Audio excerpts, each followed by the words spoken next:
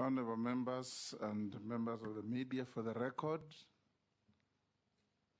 Geoffrey Ruku is a sitting member of parliament.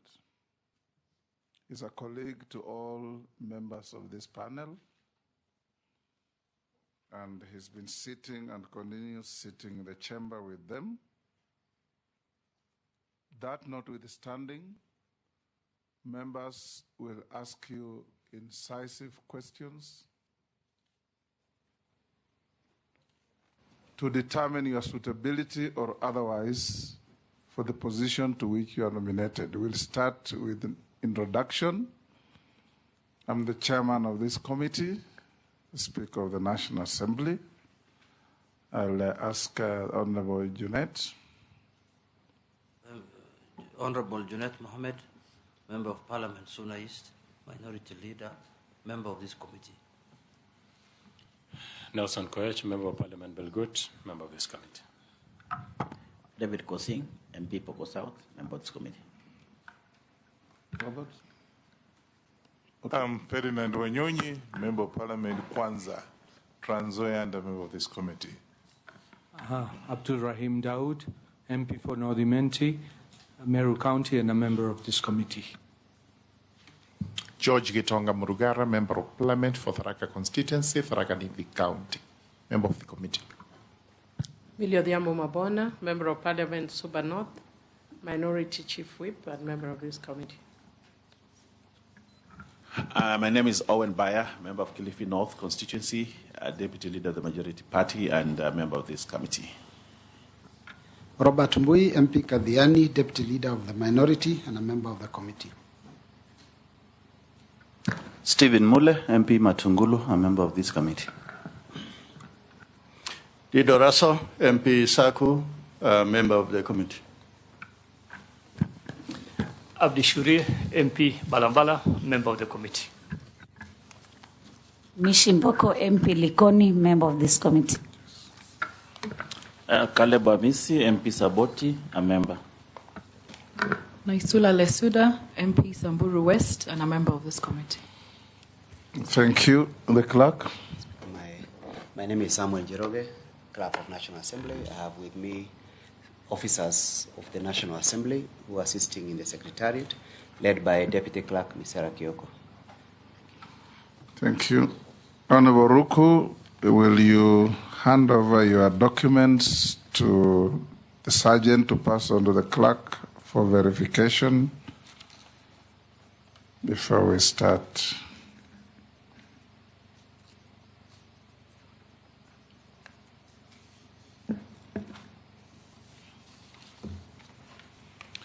Honorable Ruku, you have been nominated by His Excellency the President to be Cabinet Secretary for Public Service, Human Capital Development, and Special Programs. As a nominee before this committee, give us a concise and precise story of your life. Who is Ruku? What do you stand for?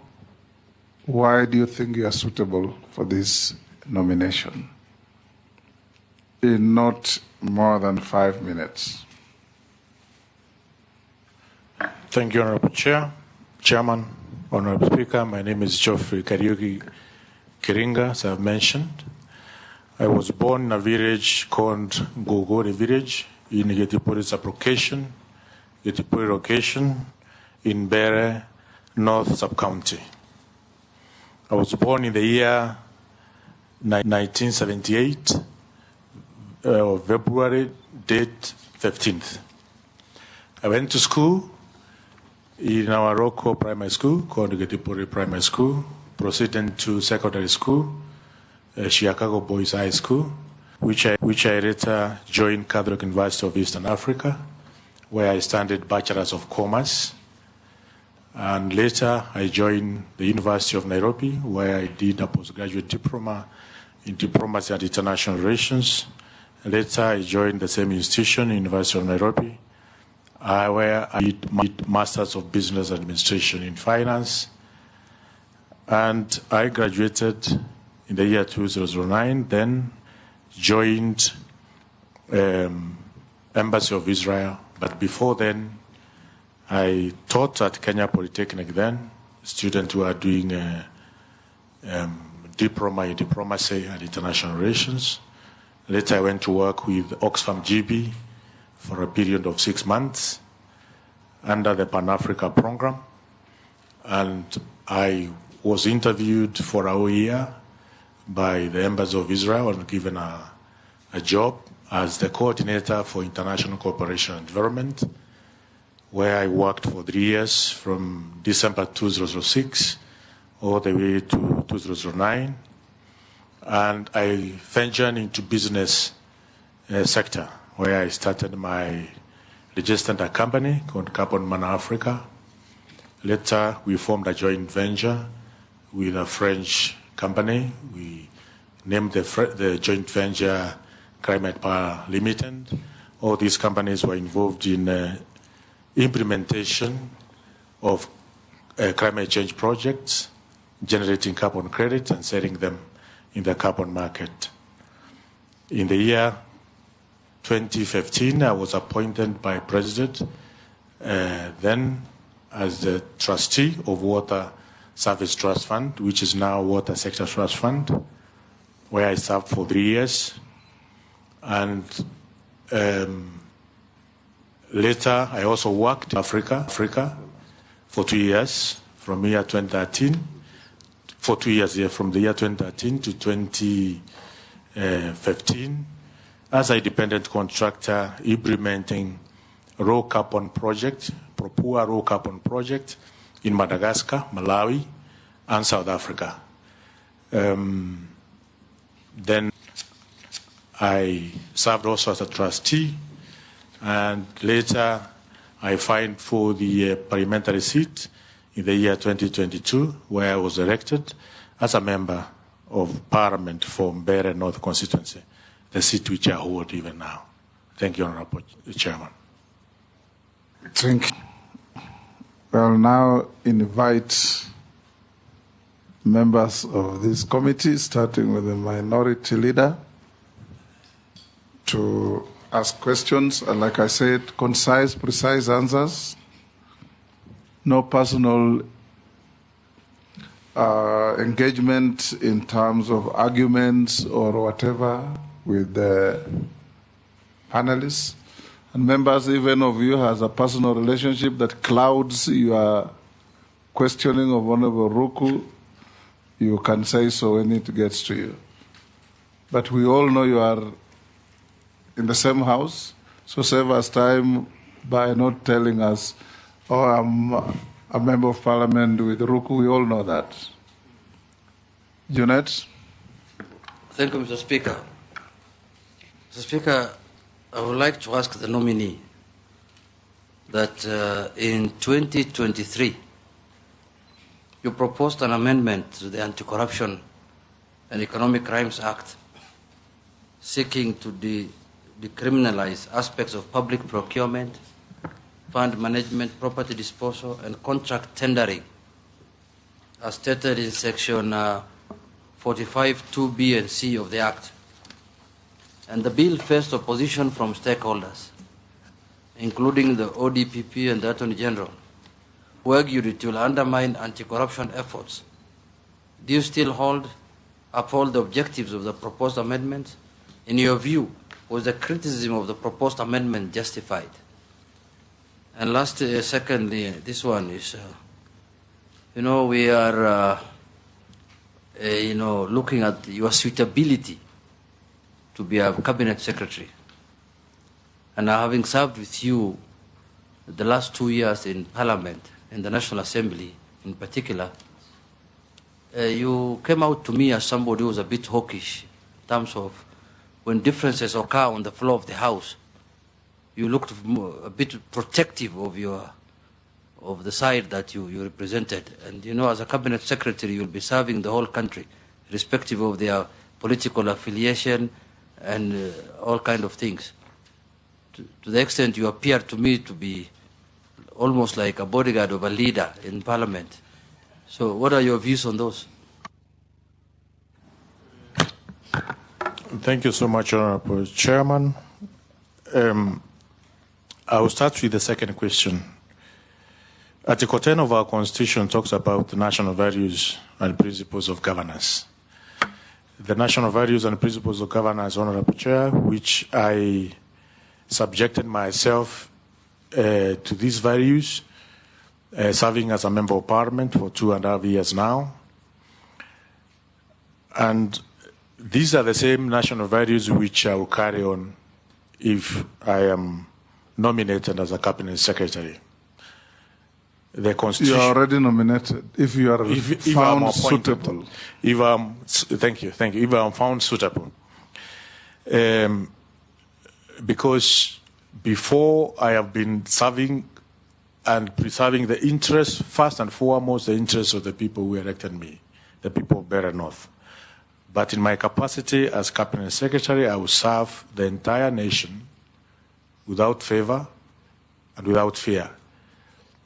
Because service delivery from Turkana all the way to Ramu, from Mandera all the way to Busia, must be served in a uniform, in timely manner, in cost-effective manner, in efficient manner. Therefore, the second question I'll answer that, yes, I will subject myself to Article 10 of our Constitution, as well as Article 232 of our Constitution, which talks about the values and principles of public service. Knowing that I'm not partisan to any affiliation, but only taking the interests of the people of the Republic of Kenya. The question number 2 about my proposed amendment of Anti-Corruption and Economic Crime Act.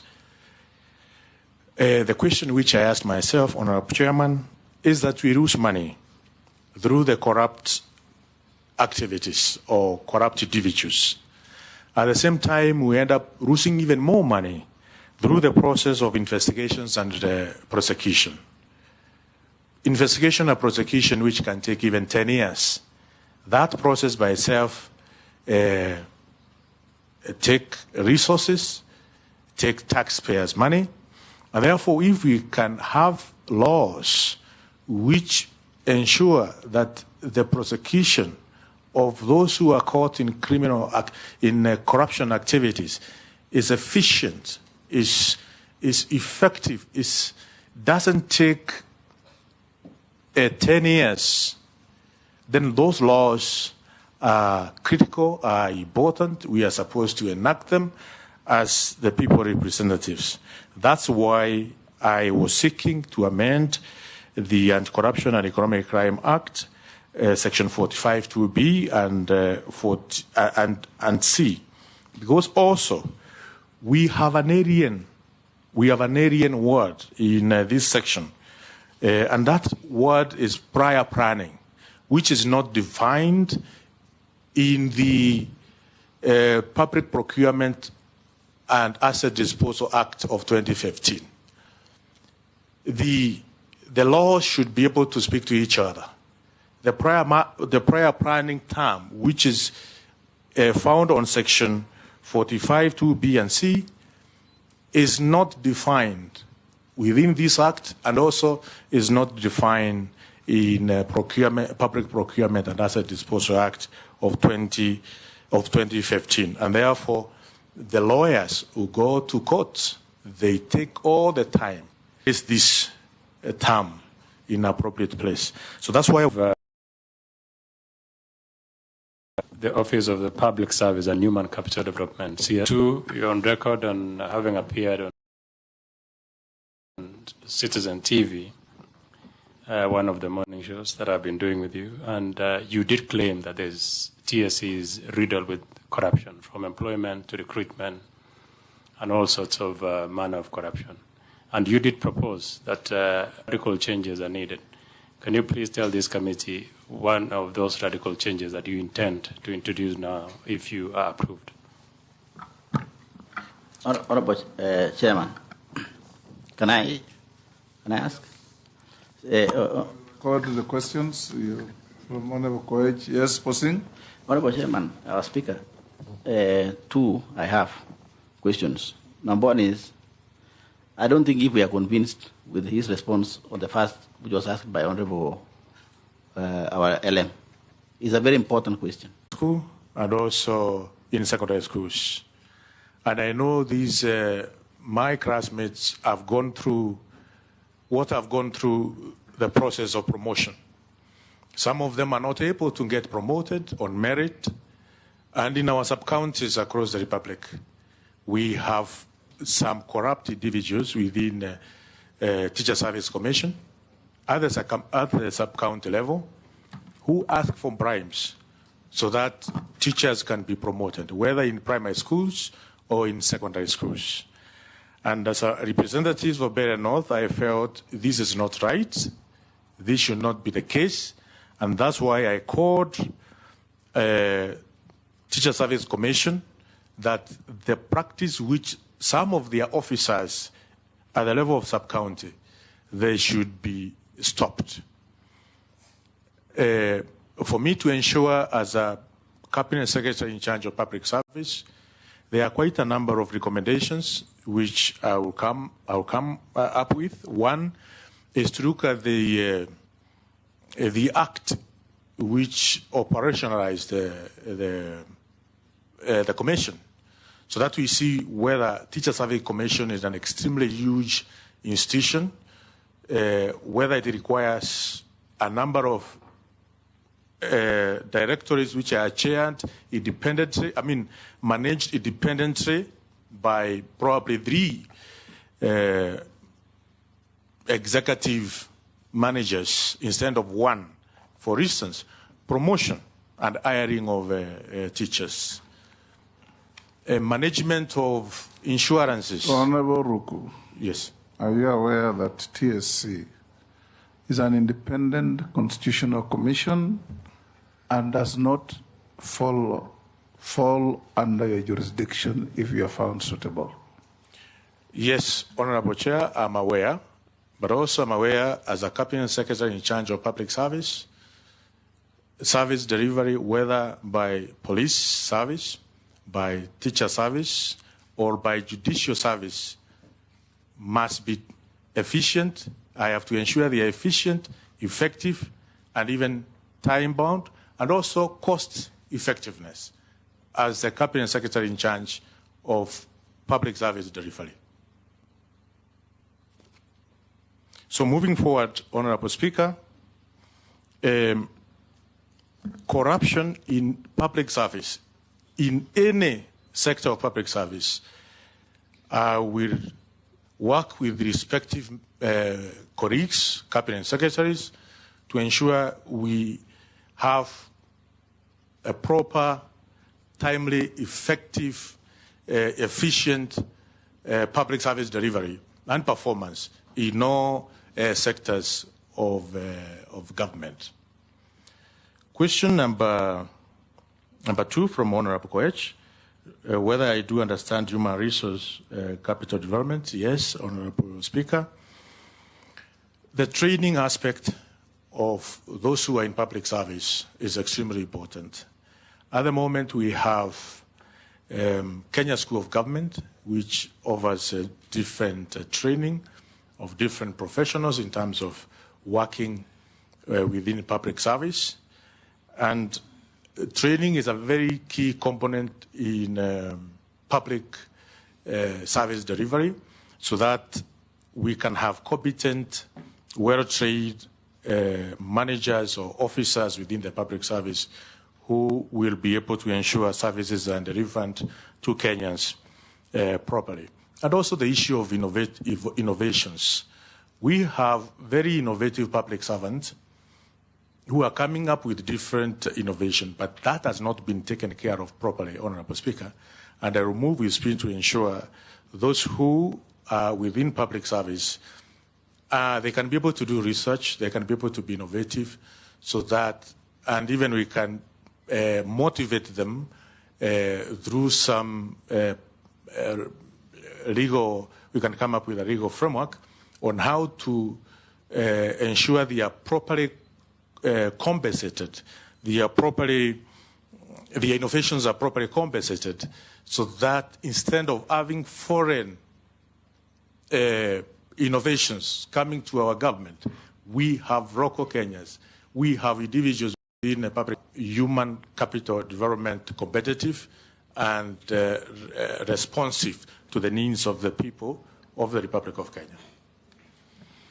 The question on whether I know Kenya, whether I have a good picture as far as Kenya is concerned.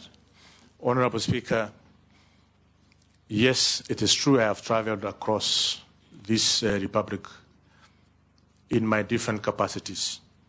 In my CV, you may see Nairobi and Joburg. But in my time working, teaching as at Kenya School, Kenya Polytechnic, working with the Embassy of State of Israel, implementing carbon credit project in Kenya. I have gone in many countries, and it's true. For instance, we were doing a different research in Kapenguria. With when you are in the private sector, you tend to also add value to different other companies which I may not have put on my CV, but it is true I have worked in different corners of this country. True, I have not been in a county like Mandera, but I have been in quite a number of. Sorry? I have been in Kisumu County. I have been in Mombasa County. No. I'm just saying the counties which have been. And by the way, I come from a marginalized community, which is also a semi-arid. And when you look at the research, the issues affecting the people of Bere, where the constituencies which I represent, they are very, very similar to the issues affecting the people of Tana River, the issues of the people of Turkana and other corners of this country. Bere North is one of those constituencies that receive food distribution or food relief from the special program. And I know how this special program has really assisted the people of my community. And not only food distribution, also it is important to note that Bere North constituency receive porridge from Nakanek for all students, all pupils who are from PPP to all the way to grade 4. So my constituency, which is marginalized, is similar to all the constituencies which are marginalized in 23 counties, which are under arid and semi-arid areas. Therefore, having faced these challenges firsthand, having worked, talked to the people in the special program to distribute food relief to my constituency, having talked to the people in the Ministry of Education under the NACONEC to ensure the children of Bere North who are in Ruku Primary School are getting porridge every morning. I know the challenges affecting the children of Kenya in semi-arid and arid counties in the Republic of Kenya. And I will endeavor to ensure not only my children who I was representing are getting porridge and getting relief food, but other relief commodities, but all similar constituencies we have under these 23 counties in the Republic of Kenya. The last question was about your legislative proposals. You come out as being anti-corruption. That's what he asked. Can you answer that? Honorable Speaker, if you read the objects of amendment of Anti-Corruption and Economic Crimes Act, we are very clear that the act seemed to criminalize frauds within the Public Procurement Act, which essentially should be criminalized. But at the same time, the criminalization of these frauds should not also make Kenyans, taxpayers' money be lost in an undue process of prosecution and investigation. Honorable Speaker and my colleague, Honorable Kosin, will agree with me. Many cases, many corruption cases have been withdrawn. Many corruption cases have been acquitted. But monies, huge amount of monies, taxpayers' monies were lost. Acquittals have been there, withdrawals have been there, but monies from taxpayers were lost. We have not seen anyone asking that question. What happens because we acquitted this, but monies were lost? So there are other methods to ensure we are not going to lose money through corruption and at the same time lose monies through investigation and prosecution processes. That Kenyans lose two ways, through corruption and through administration of justice. So I am not in any way trying to promote corruption. Number two, Honorable Speaker, about the Assembly and Demonstration Bill. The Assembly and Demonstration Bill does not limit of them.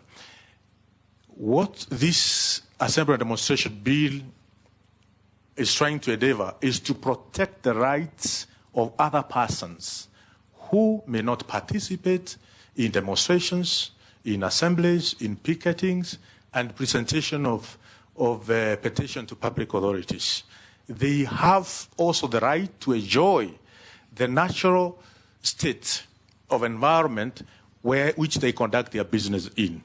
They have the right to go to hospital without intervention, children to go to schools without any hindrances. So also the right of children, the right of those who are sick need to be protected. So I was seeking to ensure we conduct demonstrations in the Republic of Kenya without causing damage, without loss of right, without losing life, because we have lost lives in demonstration. No life that should be lost because of demonstration. No property that should be destroyed because of demonstration. Children of the Republic of Kenya should go to school any time when the school is open. We have seen schools getting crossed in this republic because of demonstration. So it's trying to bridge the two, the right of those who are demonstrating and also the right of those who are not in getting involved in demonstration, and especially the vulnerable, the sick, the old, and our children to enjoy the true state of environment. Robert. Yeah, thank you, Mr. Speaker. The Honorable Ruku, you are being proposed to be CS for public service and human capital. So there's a point of order from Junet. Speaker, before we move forward, you see, the nominee is saying he's not limiting. He's not doing limitations of rights that have been given by the Constitution. Mr. Speaker, the Constitution provided in an Article 37, every person has the right peaceably and unarmed to assemble, to demonstrate, to picket, and to present petitions to public authorities. And it did not say there, Parliament should come up with the legislation to implement that article. It is very clear in the Constitution that so long as you are peaceful and you are unarmed, then you are allowed to participate. But now you are bringing extra conditions to the Constitution that school children going, sick people, nobody is interested in those ones. Weren't you not curtailing this freedom enshrined in the Constitution? And if the people are armed and they're not peaceful, then it becomes a security issue now. The security people have the legal mandate to deal with such cases. Why are you not using Parliament to curtail that right? Thank you, Honorable Speaker. Article 7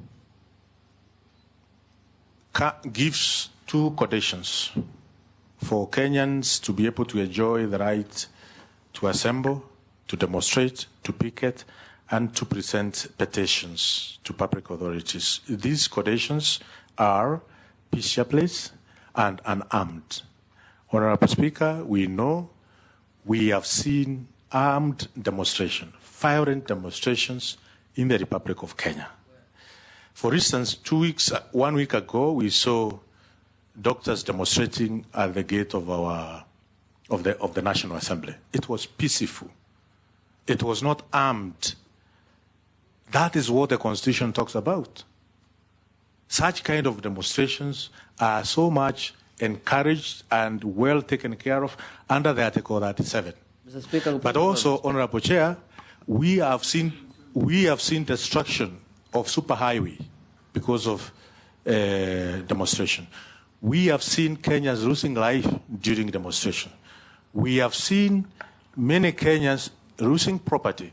Supermarkets across the Republic, along Ruku Avenue, destroyed. Supermarkets of one of the honorable members from Kimani, completely destroyed because of demonstration. So as long as we have peaceful demonstration, we have seen teachers demonstrating peacefully and unarmed. Those demonstrations are the intent and the letter of Article 37 of our Constitution.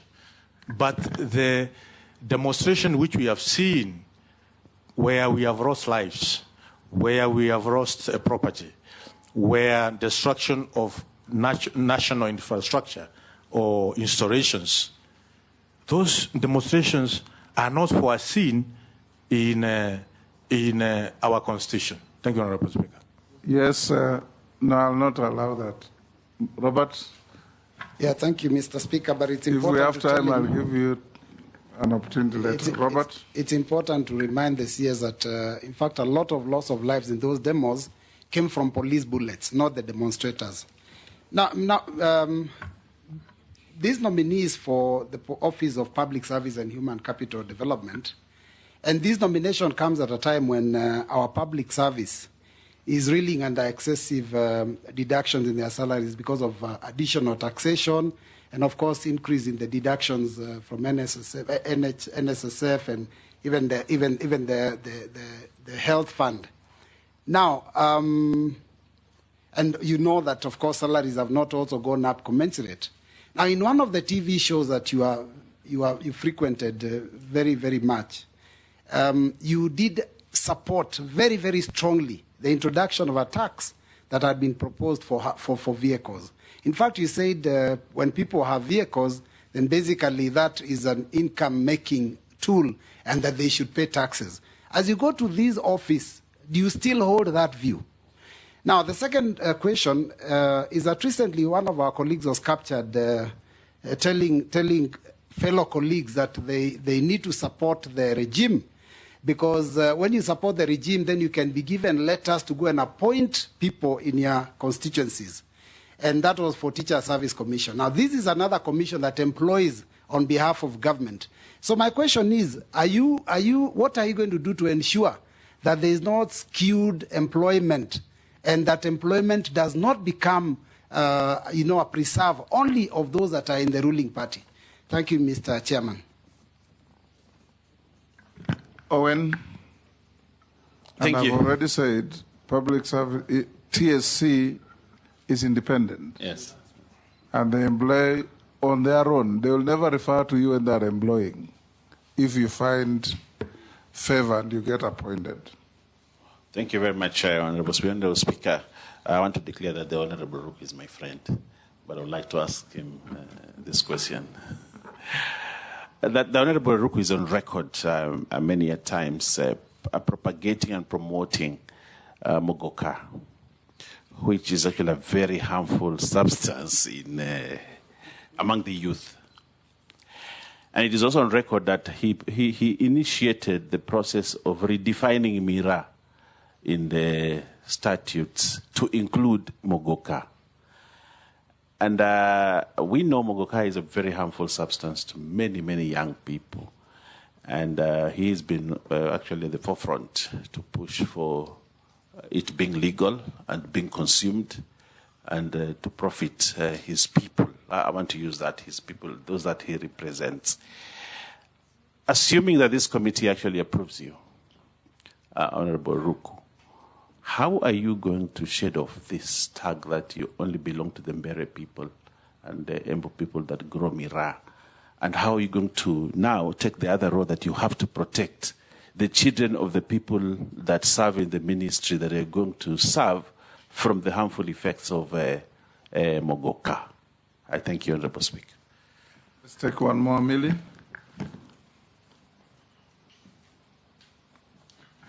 Thank you, Mr. Speaker. Mr. Speaker, the question that I'd like to ask is, despite the responses that has been given by Honorable Ruku, it's really clear that your mind frame, while serving as a member of parliament, was more towards limitations, if I would say, of constitutional rights. If you are taken, or if you take up this position, you will definitely be taking on a different role, where you are not serving a constituency, but you are serving Kenya as a whole. When I look at your CV, in your earlier life, you worked a little bit with the human rights sector, Oxfam, GB, and all that. And you worked a lot on issues of gender-based violence, amongst other things. It may be a long time, and maybe that's the reason that you have deviated a little over the years. So my question to you is, would you be willing to have a clear paradigm shift from what has been evident in Parliament to have a clearer fidelity to the Constitution, where you focus on rights much more, enhance rights much more, and in specific on the issue of gender representation and ethnic diversity, because you'll be at a situation where you'll be called to do that. I'm just a little concerned that, going by your mind frame while in Parliament, you seemed more guided, your philosophical leaning was more towards limitations. But you are going to serve Kenyans. Are you willing to take a paradigm shift that is more broadly embracing of rights, specifically gender, and issue of ethnic inclusion in appointments? You can answer those three. Thank you, Honorable Speaker. I will start with Honorable Miri's question. And I want to assure this committee and Kenyans that I will ensure I abide by Article 232 of our Constitution, which talks about the values and principles of public service. And the values and principles of public service, the issue of fairness, fair competition and merit on the basis of the opportunities and promotions, as well as transparency, the issues of ensuring all communities in the Republic of Kenya are represented within the public service, as well as to ensure persons with disabilities, as well as members of all ethnic groups, are part and parcel of public service. Article 232 of our Constitution bides us and will be biding me more than ever before to ensure I am firmly within the spectrum of Article 232, as well as Article 10 of our Constitution, and I think also Article 73 of our Constitution, Honorable Speaker, which talks about the leadership, the responsibilities of leadership, and this is a very critical article in terms of the objectivity and impartiality in decision making, in ensuring that there is no nepotism within public service, no favoritism, or any other improper motive or corrupt practices. I will abide myself with Article 10 of our Constitution, 73 of our Constitution, and Article 232 of our Constitution as a Cabinet Secretary of Public Service.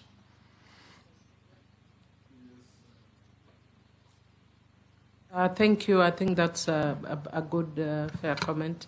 I'm just wondering, because you focus a lot on the issue of equality, I don't know what your perspectives in the Constitution are on equity, which is affirmative action, because you've not mentioned the component of gender. Because sometimes in being fair, you exclude, especially for a person like you who comes from a marginalized community. How do you intend to ensure that women are included, minorities are included? Of course, you've mentioned disability, so I won't harp on that. Thank you, Honorable Speaker. Honorable Speaker, I'm record on Assans.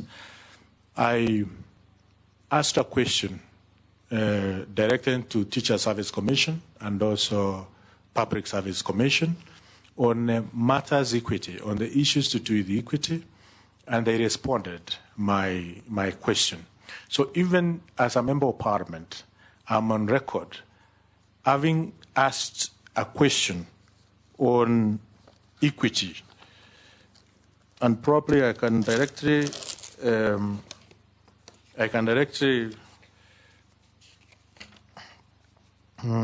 a question on Public Service Commission on action taken to mainstream marginalized groups and communities in the public service in line with Article 232. And also I asked a question on Teacher Service Commission on inclusivity in recruitment procedures and affirmative action, safeguard to teachers from marginalized communities. So this is matters, Honorable Speaker, I hold dear as far as equity, affirmative action, marginalization, gender mainstreaming within our community or our government or public service to ensure we run a just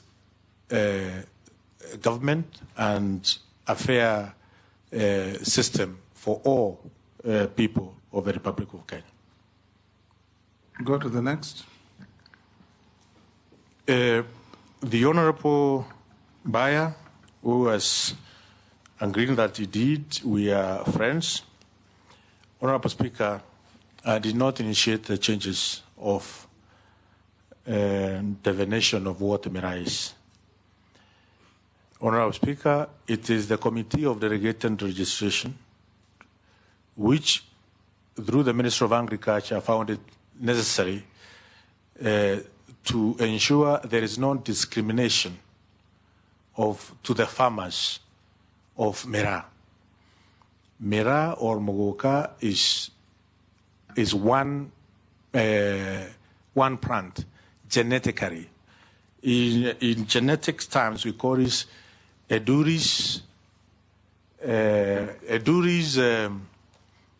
I'm forgetting the other botanical name of Miraa.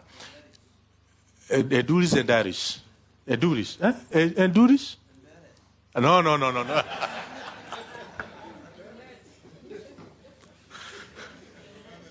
Don't be misled.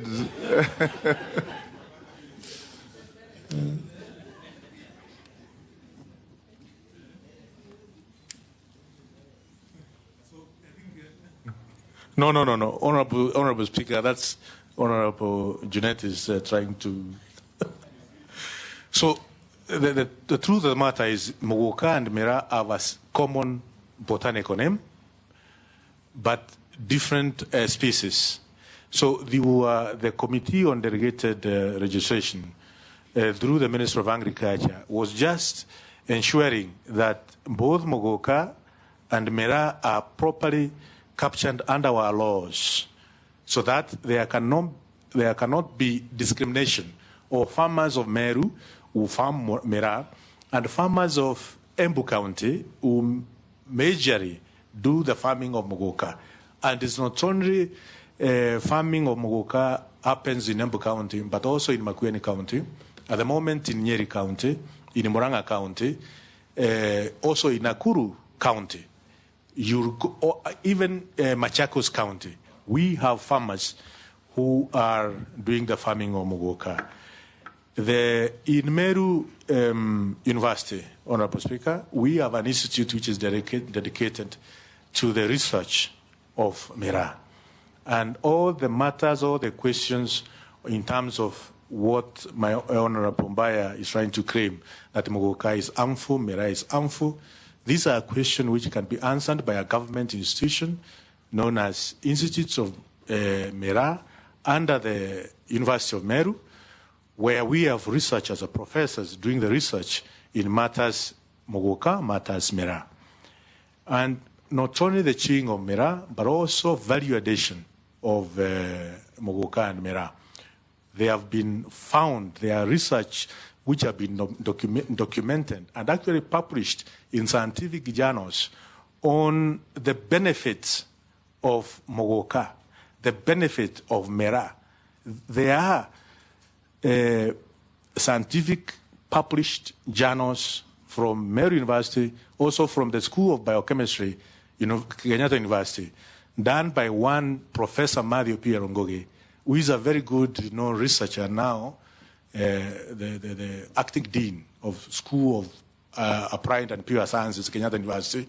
He has done research on Mogoka and Miraa and medicinal value of this crop. So we may want to give a negative publicity of a very important plant, which can not only have economic benefit to the household in all those counties I've mentioned, but also as medicinal values in diseases like diabetes. I'm not an expert in that section, but there are professors who have found some of medicinal values for Mogoka and Miraa. Thank you, Honorable Speaker. To Robert Mbui. Can I be careful not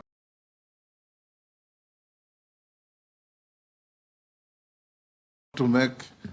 Yes, go on and answer Robert Mbui's. Can I have a photo of Honorable Speaker? Let me give a disclaimer. I want to withdraw the issue of medicinal values as far as diabetes is concerned, because I'm not an expert, but I know there are published journals which can be submitted to this honorable committee on medicinal benefit of Mogoka and Miraa. Go to Robert Mbui. Yes, Owen. Just a quick one. Honorable Speaker, I want to put it to the nominee that he used his privileged position in the delegated committee to push for a definition of a word of Miraa in the statute, and for me that is legislative mischief.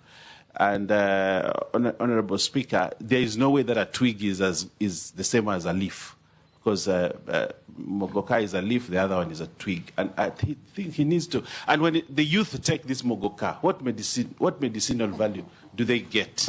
Honorable Speaker. Go ahead and answer. Thank you. Did you use your position in the committee to advance a selfish interest? No, Honorable Speaker, I never did that. There are more than 20. It's a committee of 21 members, and Honorable Speaker, I've only served as a member of the National Assembly for only 2.5 years. I don't think I have all those powers and roping capabilities which Honorable Mbaya is trying to claim, that within a very short period of my stay in Delegated and Registration Committee, and we are talking in 2023, meaning I had only served for a couple of months as a member of Parliament, that I had the capacity to do what you are calling legislative mischief. I think coming all the way from a marginalized community called Mbere, I come to the National Assembly, and within a couple of months, doing legislative assembly. I think that is wrong, Honorable Speaker, and is Honorable Mbaya is not right. It is the wisdom of the Ministry of Agriculture and the wisdom of the Committee of Delegated Registration, chaired by Honorable Chemkonga. So it necessary and fit, and within the statutes, the legal Go to the frameworks. next question. Yeah? Answer the question by Robert Mbui. Thank you, Honorable Speaker. Honorable Mbai, I will serve the Republic of Kenya without fear and without favor. The issues of employment will be cut across. The face of Kenya must be seen as per our Constitution, as per Article 232 of our Constitution. As a Cabinet Secretary in charge of public service, I will ensure these are issues which are mainstreamed within the public service. No nepotism as far as employment is concerned. When you talk about Public Service Commission, it is an independent, is a commission, is a constitutional commission. They have their clear-cut functions as a very important institution of our country. But also important to say, Mr. Speaker, Honorable Speaker, that government is not a net employer. Government is there to create an enabling environment for job creation, especially from our young people. And that is what I will endeavor to do, that public service create an enabling environment. If it's businesses which are coming to seek services in government in terms of business registration, at the moment it's about a week or so for a business to be registered. I will endeavor to ensure it is registered within the same day. Public service delivery, so that we can be able to create more jobs within all the sectors of our economy. Thank you, Honorable Speaker. Mr. Speaker, he has not answered my question, my first question, because he was advocating for an increase in motor vehicle tax. Do you want our public servants to pay that tax, or you have changed your mind? Honorable Speaker, public participation, the centrality of our Constitution is public participation. We may come as an executive with an idea in terms of taxes correction, but when we do public participation, we get a different answer or a different opinion from the Kenyans, from the public. So, centrality of our Constitution is public participation. It was very clear when public participation was done that indeed that was not appropriate tax. And I abide with the people of the Republic of Kenya. They are supreme. George. Thank you. Then Dawood, then Ferdinand, in that order. Thank you. Thank you very much, Mr. Speaker. Mr. Speaker, I wish to get a clarification from the nominee on the basis that the government is actually the largest employer in the Republic. That goes without gainsaying. Number two, it consumes about 60% of our budget, slightly more, on wages. And therefore, there is a hue and cry in the country that the government wage bill is bloated. The converse of that is we have these hundreds of thousands of young people who are not employed. And the government should actually be working extremely hard to ensure that the youths get employed, they are able to eke out a living, either from the government or from whatever quarter. How will you, as the CS for civil public service and human resource development, how will you harmonize the issue of the bloated wage bill vis-a-vis the unemployment in the country, as a result of which we have very little money left for development? Thank you, Mr. Speaker.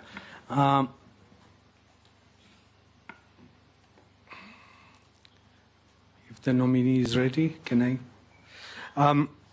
We've heard a lot about ghost workers all over the public service, in the counties and all that. How do you intend to tackle the ghost worker phenomenon in the country so that we can reduce the wage bill? Secondly, there is a bill in Parliament which seeks to take away some of the powers of the Public Service Commission. What is your take on that, if you are aware? And if you're not, there is a bill which I took to Parliament, the Public Service Principles and Values of Public Service, which says each and every year you're supposed to submit a report on how we have done the public service, regards gender, minorities, disabled, and all that. Because we've not had that report for a long time. How are you going to tackle? Those are 3 questions. Thank you. Ferdinand. My friend is Geoffrey. We normally joke around with you. He's also a friend. But now on a more serious case, not joking. We joke quite a bit with you. First of all, the civil servants, I think it's just related to what other members. You're not come out very specifically. Civil servants are really not motivated. And now with that energy of yours, you go to become a minister, hopefully you will. How are you going to assist the civil servant to be motivated in their services? Because, first of all, salaries are not very good, and you know that very well. And so most of the civil servants you go around are very motivated. How are you going to do that? We want to bring this to take money from the government and pay your personal bills. How are you going to do that? My brother. Don't cause the nominee. How are you going to do that? My brother. Don't cause the nominee. He's just a nominee, he's not your brother. We call each other brothers. I've carried this forward. So for purposes of this, for the purpose of just this, a nominee. You are a nominee.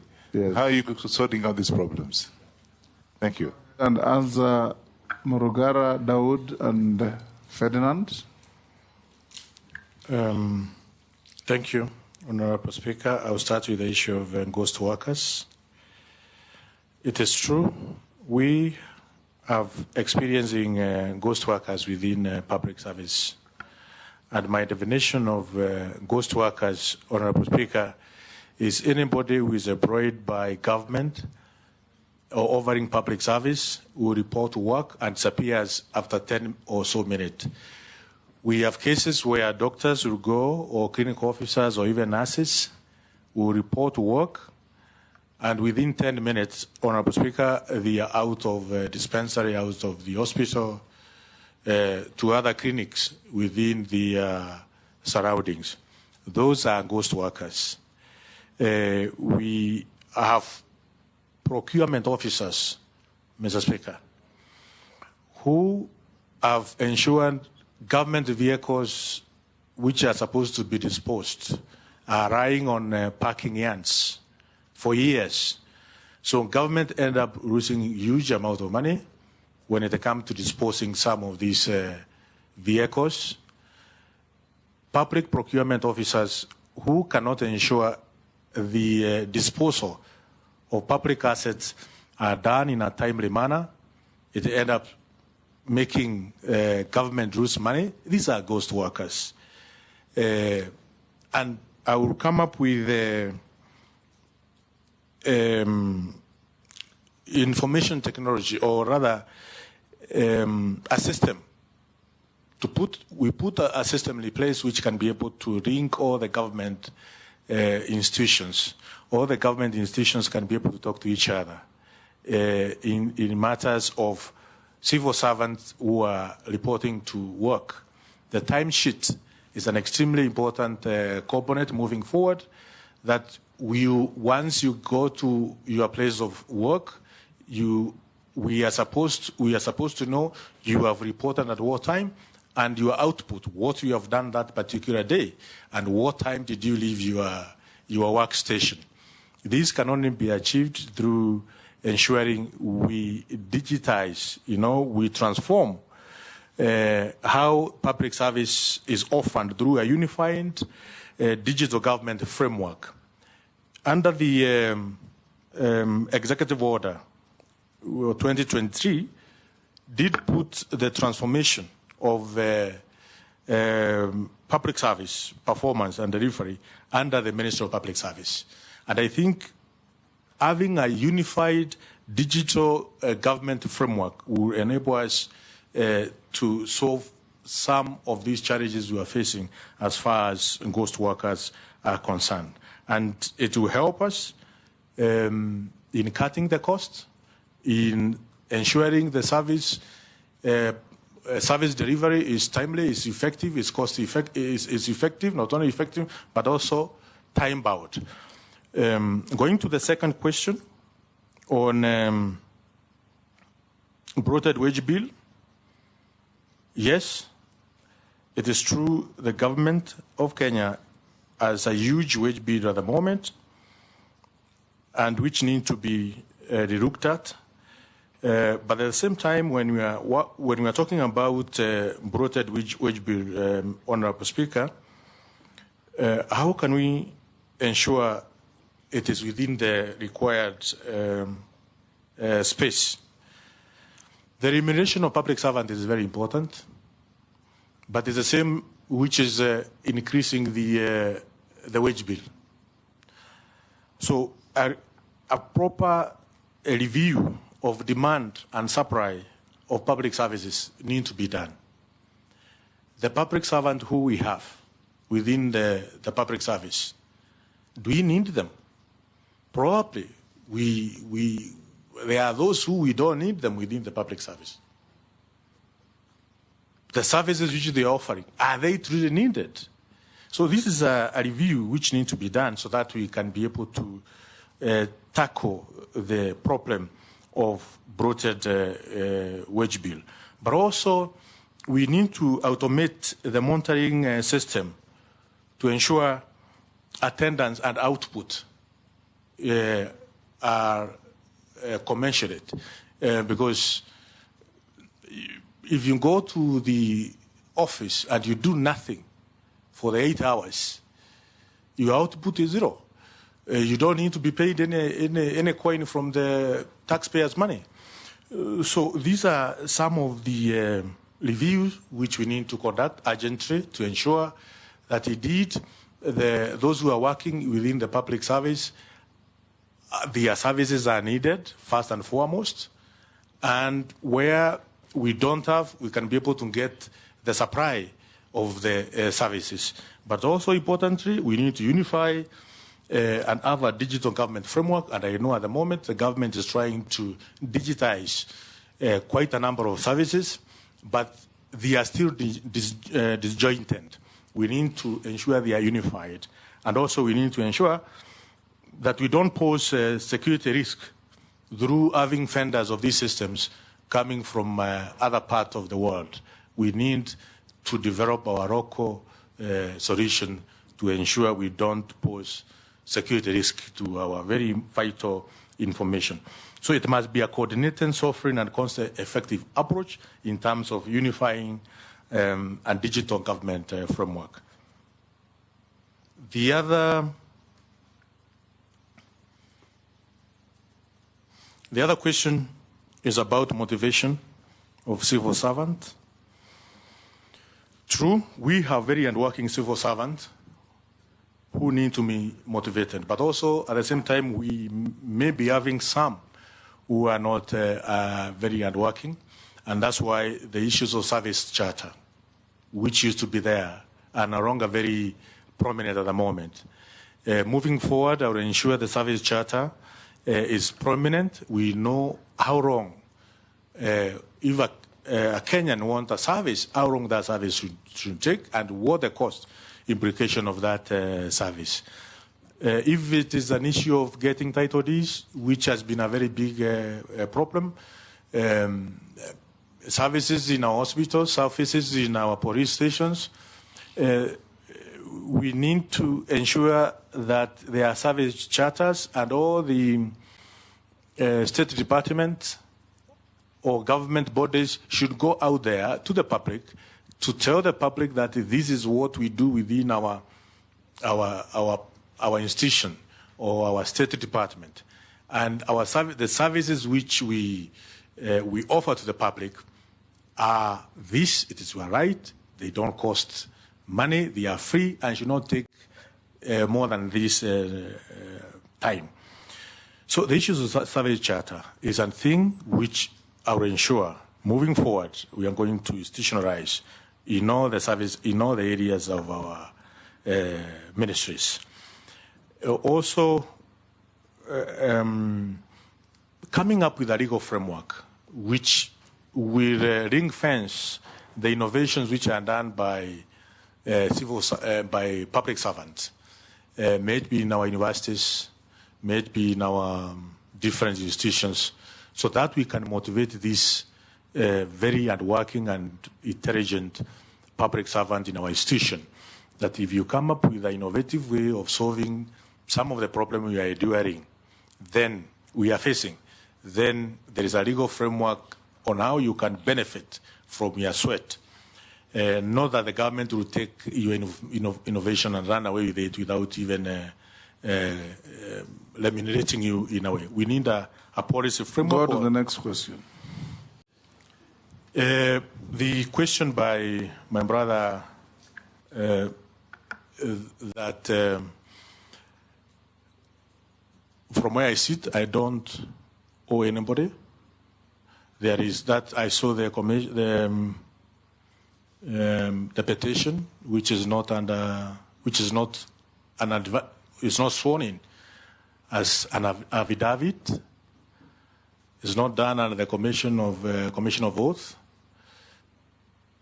So, and it's a matter which has been there in court for even before I became a member of parliament. And Mr. Speaker, I would not want to comment on a matter that is which is active in court. You can answer his question whether you'll use your position to spend public resources Thank you. to meet personal obligations. Thank you, Honourable Speaker. No, I will not spend government resources or public resources to do personal issues. Mr. Speaker.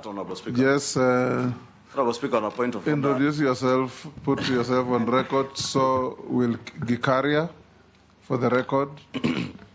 Thank you, Honourable Speaker. For the record, Kimani Ichungwa, Member of Parliament for Kikuyu.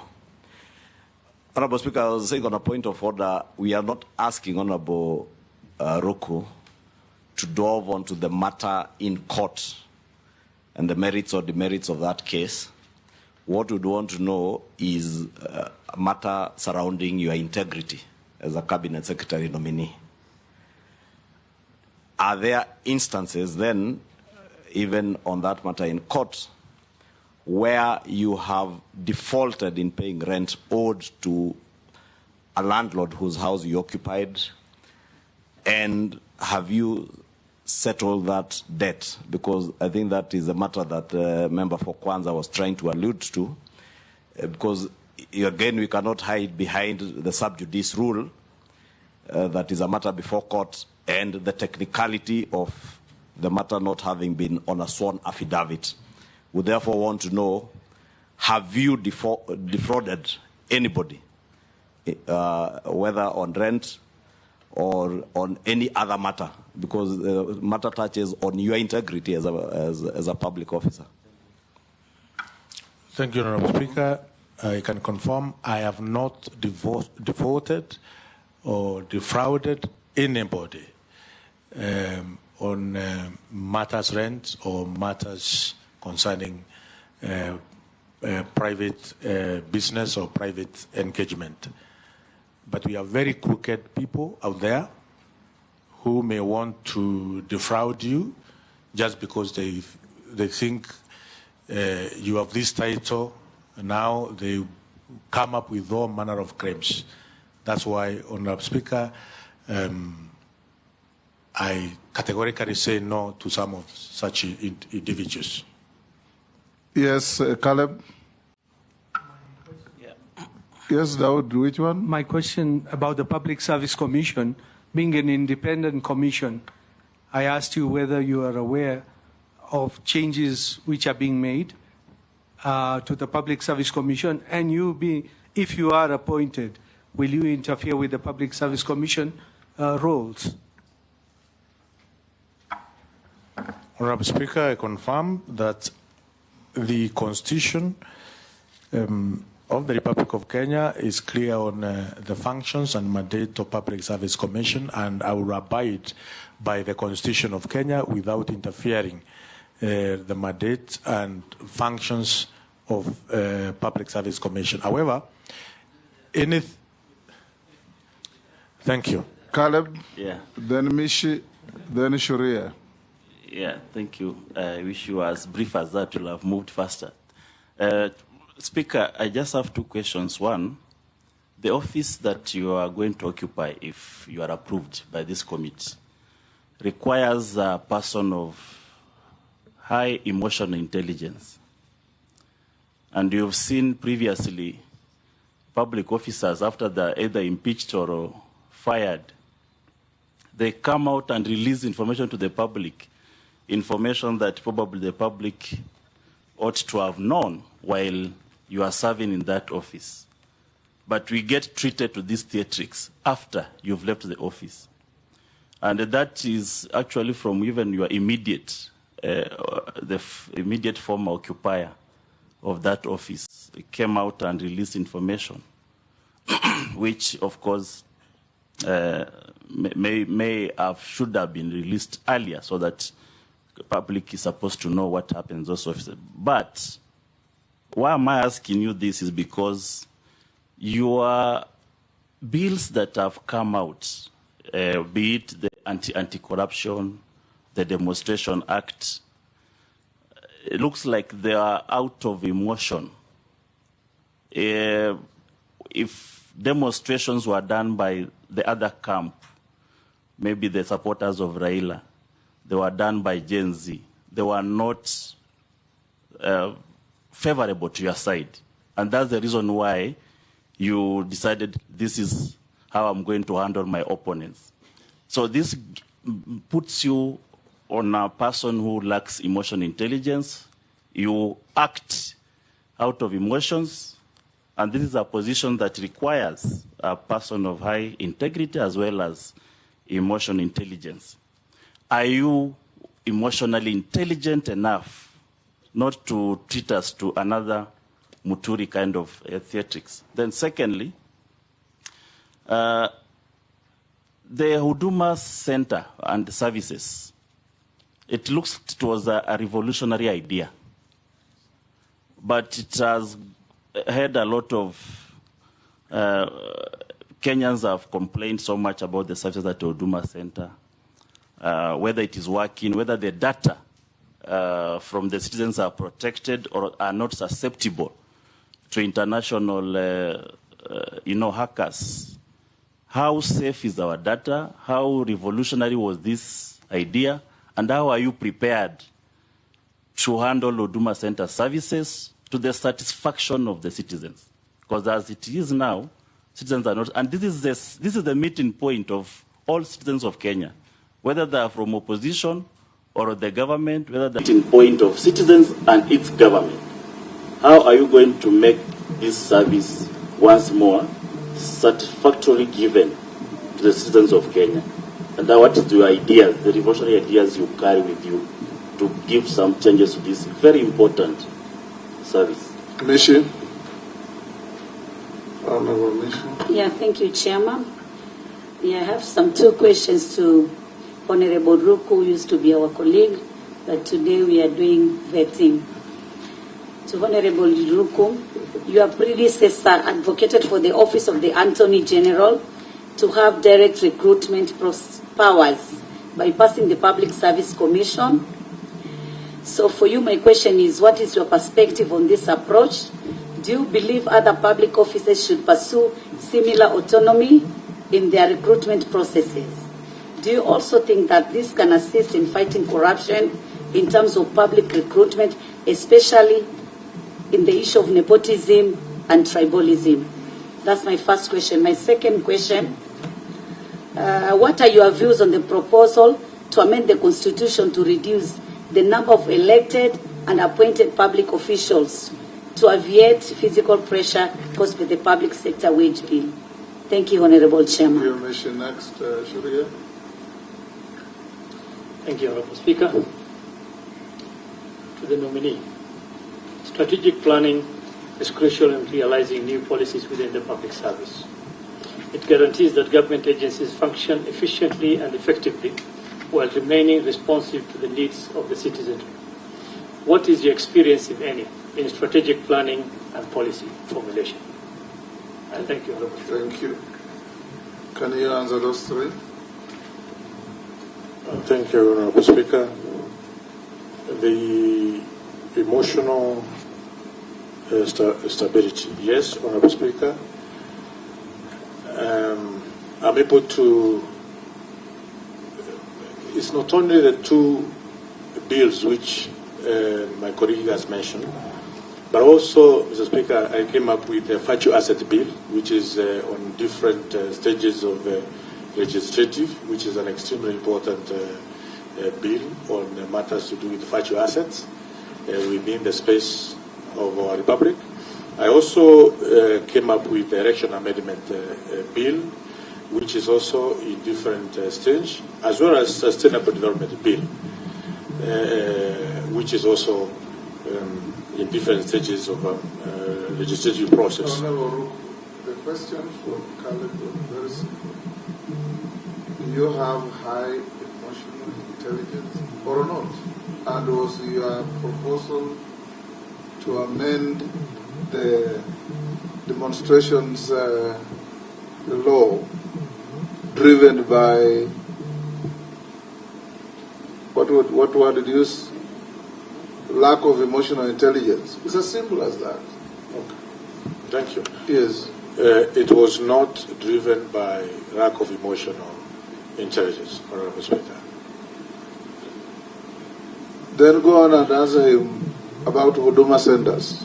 Thank you, Honorable Speaker. Yes, Huduma centers have revolutionized the way government services are offered in Kenya, and we need to move with speed and ensure we have a Huduma center in each and every constituency or in each and every sub-county in Kenya. At the moment, we have about 52 Huduma centers, and we have 290 constituencies. So we have quite a number of constituencies without Huduma centers, and we need to our fast track with, of course, the National Assembly to ensure we have the necessary resources for the Huduma centers across the Republic of Kenya. Also, we need to bring in other services within Huduma Center. At the moment, we have almost 30,000 services which are offered virtually or on a digital platform. But when it comes to the bidding systems, we need to enhance the bidding system when Kenyans are paying. We don't want to have a situation where there is even cash handling at whatever service which is rendered by government. On issues to do with strategic planning, yes, I served as a trustee of Water Sector Trust Fund, and a strategic plan is a purview of the board, and I was one of those who went through the process of having developing a strategic plan for Water Sector Trust Fund in the year 2015. Also, as a member of parliament, it's a requirement for every constituency in the Republic to have a 5-year strategic plan, which also I developed for Bere North constituency, as well as policies. In terms of wage bill, I think I talked about the wage bill. Yes, we need to conduct a review of the public servant and the public services which are offered, and know whether we need some of them or not, and we see how we can cut down the wage bill, but at the same time remunerating those who are doing a good work or good work within the public service. But we need also how to take care of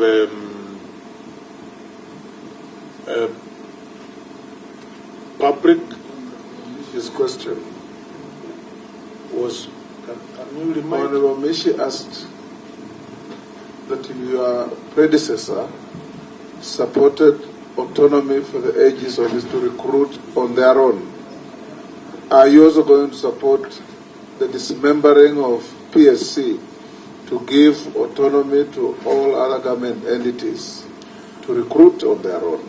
My approach, Honorable Speaker, Commission. All the recruiting agencies, we have about 1 million employees or public servants who are in county government, in teacher service commission, in the military, or that we can be able to have a unified digital government where everybody or every institution knows what is happening in an institution called central bank, knows what is happening in another institution called Attorney General, chambers, or in whatever the government institution it is.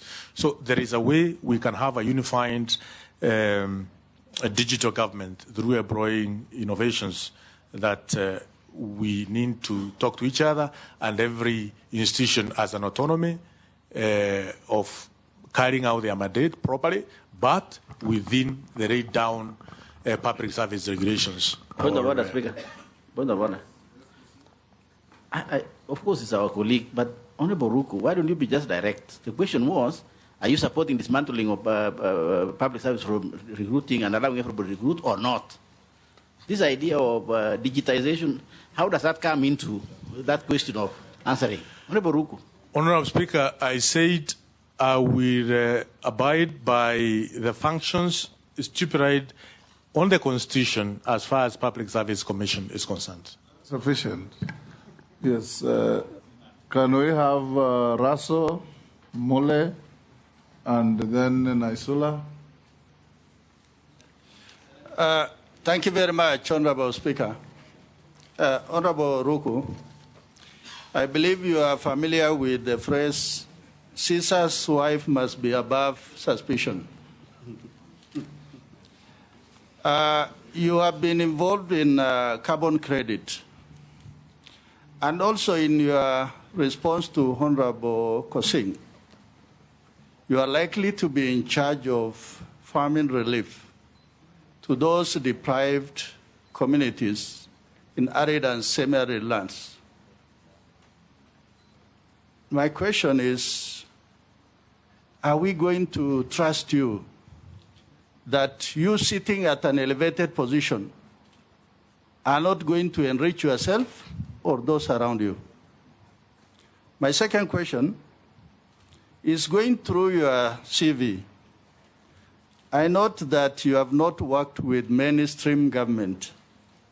And further, you have worked with foreign governments here in Kenya by association or by doing business with them. Are you familiar with Official Secrets Act? And if so, how will you be bound by it? Thank you, Honorable Speaker. Mule. Thank you very Honorable Speaker. Nominee, first I want to pick from where Ichungwa left on the issue of integrity. And I've heard you say very clearly that you don't owe anybody. I just want to remind you, you are before this committee under oath. And if we sit down as a committee and we find that you lied to us, how do you want us to treat you as our colleague? Secondly, in the realignment of the government, it's perceived that everybody joining cabinet is an expert, and it can be alluded for the last nominations we have done. Are you experts in public matters? And what is your expertise? Thank you. Naisola. Thank you, Chairman. So, listening to my colleagues and most of the perceptions that are out there, you know, depending on the laws that you proposed, so it seems that, and even what others would think, you're abrasive on the positions that you take them so strongly.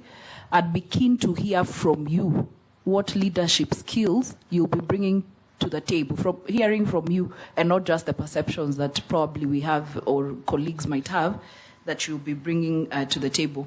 Secondly, the issue of interns in public service. There's a program that's going on that interns are recruited for a year, and after the year, they go back to look for employment. I would like to hear what is your take on the absorption of interns into the public service after they finish the internship. Thank you. Can you answer those three? Thank you, Honourable Speaker. On matters carbon credits, I did not understand. How did it come in?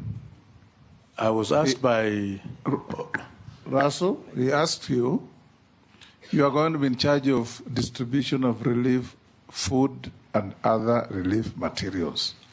Are you going to use your position, if you are found suitable, to enrich yourself? No, Honourable Speaker, I will not use my position to enrich myself. That was your question, Honourable Russell. Now go to Mule. There is a second part of my question. Yes. And it has to do with the Official Secrets Act. Yes. I will be I will abide by the oath of secrecy as a public servant and as a cabinet secretary. Now go to Mule. Have you lied to this committee? Honourable Speaker, I have not lied to this committee. That was your second question. What is your expertise? Honourable and Speaker, suitability for the office to which you are nominated? I have served as a member of parliament, which is a public office, for 2.5 years, and a very rigorous office for that matter. And as I said from the beginning, I am subjecting myself to Article 10 of our Constitution to ensure I serve the people of Better North with commitment and dedication, where we have done a very commendable job in terms of administering bursaries, doing our schools, and anything that is within the mandate of Member of Parliament as far as the people of Better North whom I represent. Go to Naisola's question. In terms of leadership, I'm very firm when it comes to what I believe in, and I think as a cabinet secretary, I will serve the people of Kenya firmly to ensure service delivery trickle down to the very remote places and corners of the Republic of Kenya, and they are done timely and efficiently in all corners of the Republic of Kenya, firmly. Yes, Robert? Yeah, we need to put the record straight, Mr. Speaker, because the nominee has said that as a member of parliament from Bere, members of parliament administer bursaries. I think that's out of order, and he needs to withdraw that statement because we do not administer bursaries. We give oversight, we oversight to ensure no discrimination whatsoever. Yes. Thank you. And I have performed that excellently, Honourable Speaker. Majority Leader Hold, Gikaria, introduce yourself. You came late, then ask one question. Then we close with and the interns. Thank you. Oh, yes, absorption of interns. It is true the internship is done between 6 months to 12 months at the moment, and we need to enhance the internship program in terms of once you finish the internship, what happens next. At the moment, there's no even certification which they are getting. I will ensure any young person who has done internship with the public service gets certification, and we put as another advantage in terms of recruitment in other government institution that if you have served as an intern, you have another advantage to get a job if you do qualify for the role which you have applied. Thank you, Honourable Chair, and my apologies. Honourable My name is David Gikaria. I represent Nakuru Town East constituency. Thank you, Chair. Mine is about productivity from the public servants. Honorable Chair, occasionally it's a policy, a labor law policy where a worker has to go on leave. Honorable Chair, I've been looking at some reports from the Public Service Commission. Thousands of public servants do not proceed. Maybe they just protection of their position and things like that. And leave things. So what I'm just saying, Honorable Speaker, is what is he going to do to make sure that public servants proceed on their leave on time, mandatory leave? Thank you. Yes, Ruku. Honorable Speaker, in terms of productivity from the public service, yes, we will ensure that we have accountability as far as public servants are concerned. The output, to ensure the output is measurable, we come up with such innovations as timesheets, which shows that indeed you have gone to workstation and you are doing as per the required of your workstation of your or other service which you are offering to the public. So these will be tools, some of the tools which we will use to measure your output, and in that case to ensure you are productive within your workstation. And this should be mainstreamed across all the government institutions or all the government ministries. For instance, I can give an example, if you allow me, Honorable Speaker, that in judiciary we have a prosecutor, we have an investigator, we have a magistrate, and if one of them is out of the workstation, one of them does not do his or her job properly, then the entire process is derailed. So we ensure that if you are on a case, an investigator, you do your investigations timely. If you are a prosecutor, you don't go to a magistrate and request 2 months to do the investigations, you know. So that Kenyans can have value for their money. On retirement, the policy at the moment is that once you reach the age of 60, you should proceed to retirement.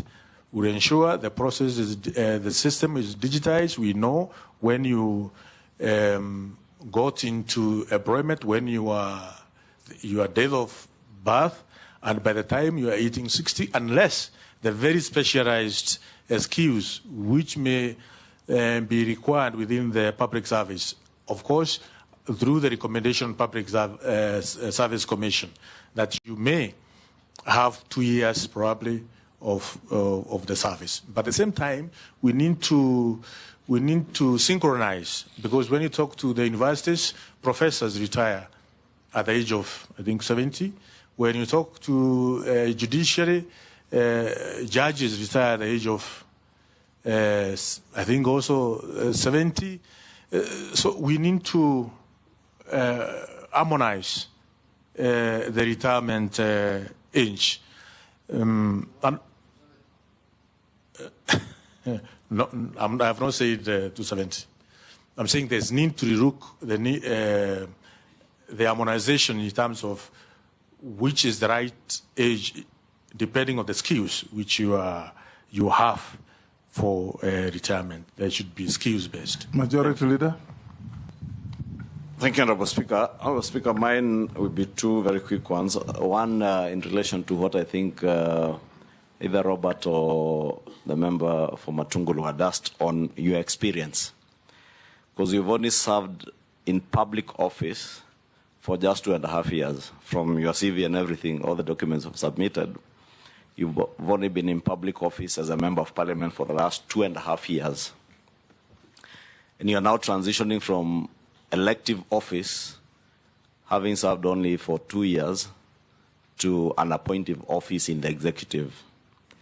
We have seen in the recent past people who served for one term of parliament and transitioned to the executive become extremely arrogant, overbearing on other leaders, holding especially members of parliament with contempt? Are we likely to see the same arrogance, contempt for members of parliament and other elected leaders that we have seen with others who served before you in parliament for one term, now that you even served for half a term, not even one term? Do you see the hubris that we've seen before with you? Should you be approved by this House? My second question, Honorable Ruku, you have been a key defender of this government in and out of parliament, on national TV, in the villages in Embu. And the president from the executive has expressed his frustration with having cabinet secretaries who cannot espouse a single government policy, who cannot be there to speak for and on behalf of government. If you are approved and you are transition to the executive, are you now going to become too bossy to be seen to defend the same government that you are being appointed to? Will you be too bossy to interact and work with members of the public, or shall we see the same Ruku who was able to espouse government policy and government agenda on national TV? Are we going to continue seeing that side of Ruku in articulating government policy and communicating what government is doing to the Kenyan people from the executive? Hold, Ruku. Mary Masa, you've just come late. Introduce yourself and ask only one question. Thank you, Speaker. I'm sorry I'm late. I was in another committee. Masa Mary is my name, MP Teso South. Honorable Ruku, I just have one question. How are you going to ensure that there is transparency and accountability in public service, especially when it comes to recruitment into public service opportunities, which is perceived by the public to be a preserve of a few or a few regions? How are you going to ensure there is that equity? Thank you. Thank you so much. For Honorable, I must say I responded to that, Honorable Speaker, that the Constitution, Article 232 and 10 of our Constitution, I will abide by that to ensure no nepotism, no corruption as in employment, and more so within the public service. I will go out of my way to ensure Article 232 is well followed. The question by the Honorable Kimani Ichungwa, the Leader of Majority, I will work very closely with the leadership of the Parliament, National Assembly, and both Senate, in terms of the committees, the departmental committees. The question was, will you be bossy, condescending, and arrogant? I will not, Honorable Speaker. You will not see such kind of character from me.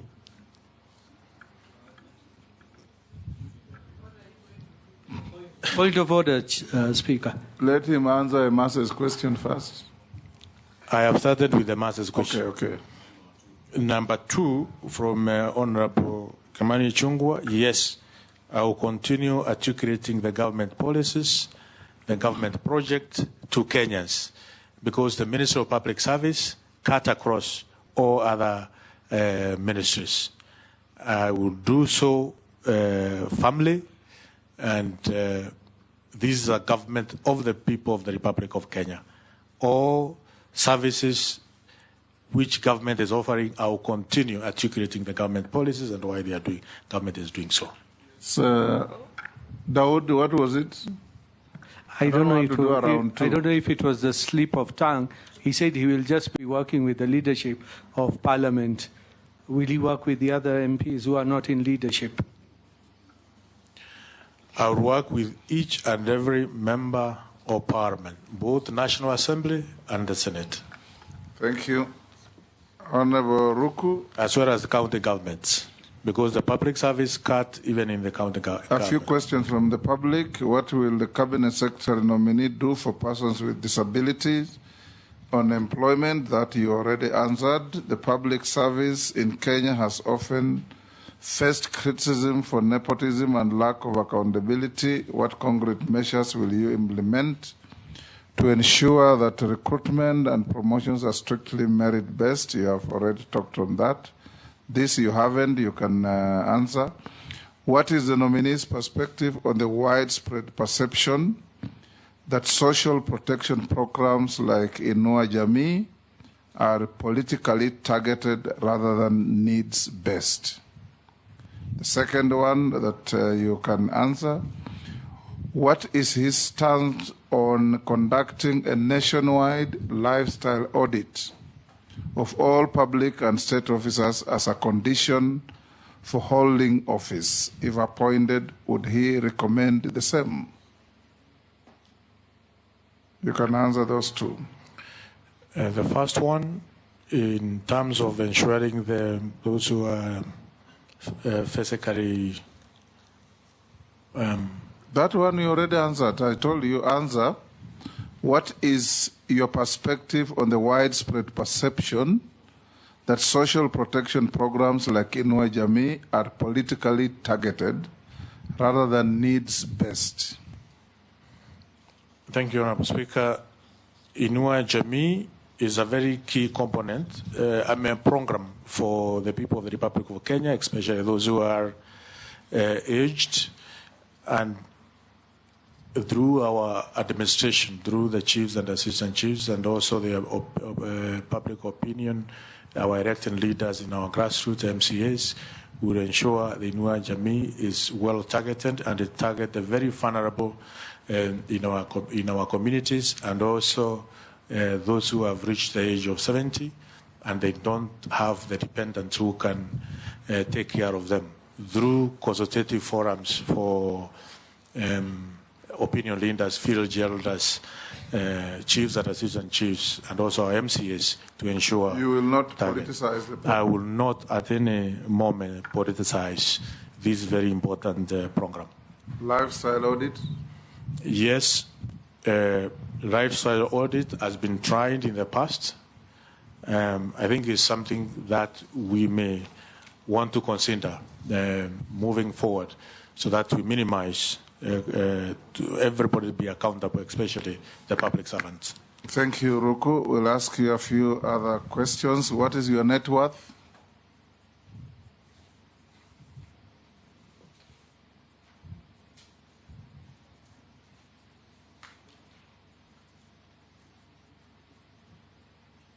Thank you, Honorable Speaker. Land and buildings, about 40 million. Family residence, 60 million. Sakwan savings, 15 million. Share from private company, 250 million. Motor vehicles, about 12 million. A total of 377 million. Have you ever been convicted of an offense in a court of law? No. Have you ever been adversely mentioned in a parliamentary committee report? No.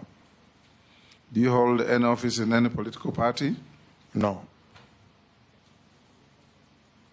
You are not an official of DP? I'm not an official of DP. I'm a member. Have you ever been dismissed or removed from office for contravention of provisions of Article 75 of the Constitution? No. We have received your documents, they have been cross-checked with what we have and have been found in order, so we can now release you to go to your other duties. Thank you, Honorable Speaker and Honorable Members, for this opportunity to interact with this very important committee and also with Kenyans. Thank you so much. Thank you, and may you have a good afternoon.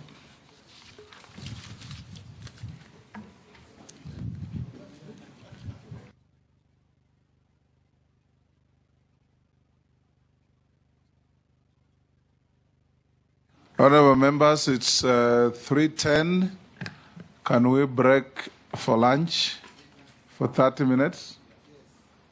We resume at 20 to 4, so that we give also the clerks